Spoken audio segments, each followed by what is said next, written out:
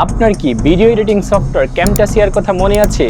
আনুমানিক 2014 সাল থেকে 2021 সাল পর্যন্ত ভিডিও এডিটিং এর জগতে ক্যামটাসিয়া ছিল তারার মতো। কিন্তু আজ কোথায় ক্যামটাসিয়া হারিয়ে গেল? ভিডিও এডিটিং এর জগৎ থেকে মুছে গেল কেন? কোনো সফটওয়্যার ব্যবহার করা সহজ মানেই সেটা বেস্ট না। গত 1 বছর ধরে ক্যাপকাট এ তার ইউজার সংখ্যা কুইকলি বেড়েই চলছে। এর প্রধান কারণ হলো ইউজারের সহজ ইন্টারফেস। সাধারণ ব্লগার বা ভিডিও এডিটর বা কন্টেন্ট ক্রিয়েটর যারা আছেন তারা তাদের টুকটাক ভিডিও এডিট করার জন্য ক্যাপকাটকেই বেছে নিয়েছে।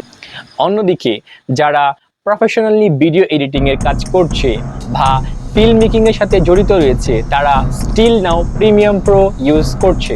ভিডিও এডিটিং এর জগতে আরো এক ক্যাটাগরির মানুষ আছে যারা ডান বাম চিনতে পারছে না এবং তারা বুঝতে পারছে না যে তারা ক্যাপকাট ইউজ করবে নাকি প্রিমিয়াম প্রো ইউজ করবে।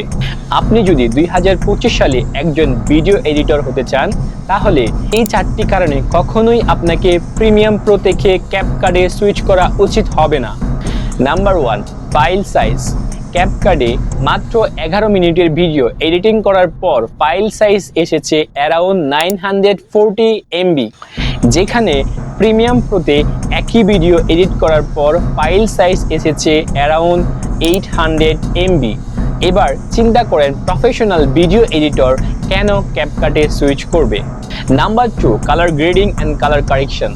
অ্যাডোবি প্রিমিয়াম প্রো ইউজ করে একটা ভিডিওর কালার গ্রেডিং অথবা কালার কারেকশন যতটা পারফেক্টলি করতে পারবেন, ক্যাপকাট ইউজ করে কোনো ভিডিওর কালার কারেকশন বা কালার গ্রেডিং ততটা পারফেক্টলি করতে পারবেন না। তাছাড়া ক্যাপকাটে কখনোই আপনি আপনার ইচ্ছা মতো ভিডিওতে কালার গ্রেডিং বা কালার কারেকশন করতে পারবেন না।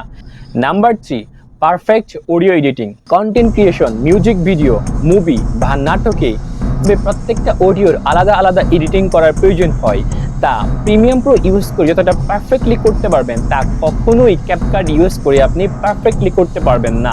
Number 4, basic import system. Adobe Premiere প্রোতে ভিডিও এডিট করার পর আপনি যেভাবে আপনার ভিডিওতে পারফেক্টলি ইম্পোর্ট করতে পারবেন তা ক্যাপকাট ইউজ করে ফুল সেটিংস পরিবর্তন করেও আপনি সেইভাবে আপনার ভিডিওকে এডিটিং করার পর পারফেক্টলি ইম্পোর্ট করতে পারবেন না। পুরো ভিডিও শেষে আপনার কি মতামত, কোন সফটওয়্যারটি আপনার জন্য প্রযোজ্য তা কমেন্টে জানাবেন।